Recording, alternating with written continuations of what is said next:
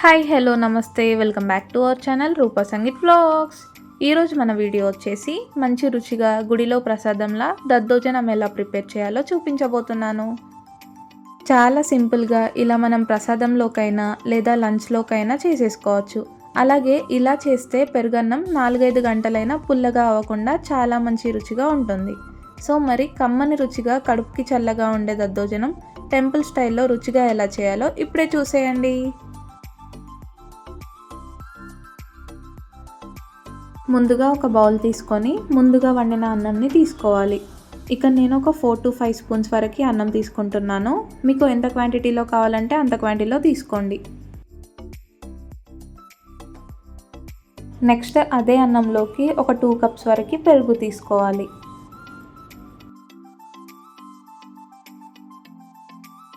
Next 2 table spoon of salt వేసుకోవాలి.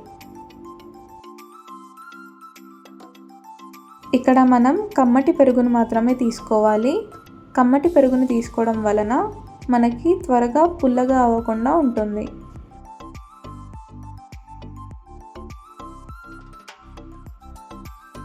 ఇలా పెరుగు ఇంకా అన్నంని బాగా మిక్స్ చేసుకోవాలి.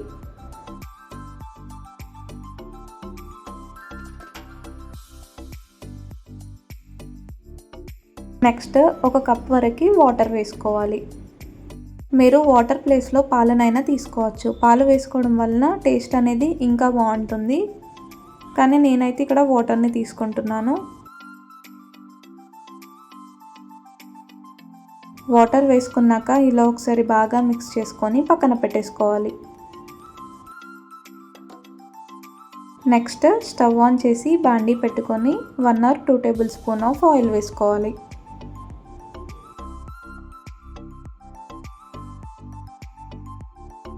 ఆయిల్ హీట్ అయ్యాక జీలకర్ర వేసుకోవాలి.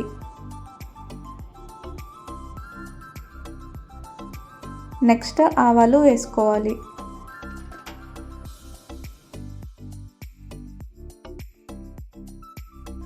జీలకర్ర ఆవాలు చిటపటలాడాక ఎండుమిర్చి వేసుకోవాలి.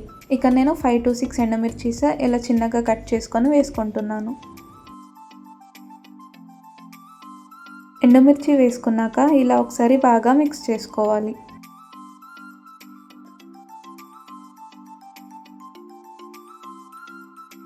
నెక్స్ట్ కొన్ని పల్లీలు వేసుకోవాలి.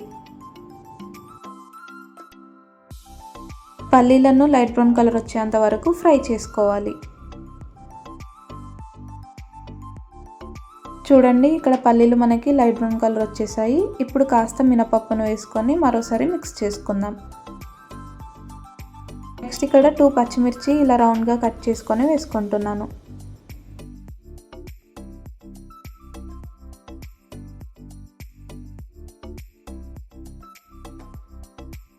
నెక్స్ట్ లైట్గా కరివేపాకు వేసుకొని మరోసారి మిక్స్ చేసుకోవాలి. నెక్స్ట్ లైట్గా కొత్తిమీర వేసేసుకోవాలి. నెక్స్ట్ రుచికి సరిపడా సాల్ట్ వేసుకోవాలి. ఇప్పుడు ఒకసారి బాగా మిక్స్ చేసుకోవాలి. సో ఇక్కడ మన పోపు మిశ్రమం అయితే రెడీ అయిపోయింది. నెక్స్ట్ మనం ముందుగా కలిపి పెట్టుకున్న పెరుగన్నంలోకి ఈ పోపు మిశ్రమాన్ని వేసేసుకోవాలి.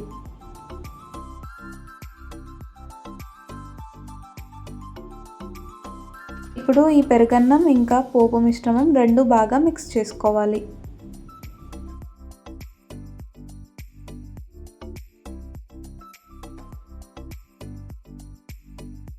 ఇలా ఒకసారి బాగా మిక్స్ చేసుకున్నాక పైనుండి కాస్త కొత్తిమీర వేసి గార్నిష్ చేసుకోవాలి. అంతే, ఇలా చాలా సింపుల్గా దద్దోజనంని ప్రసాదంలోకైనా లేదా లంచ్లోకైనా చాలా ఈజీగా చేసేసుకోవచ్చు.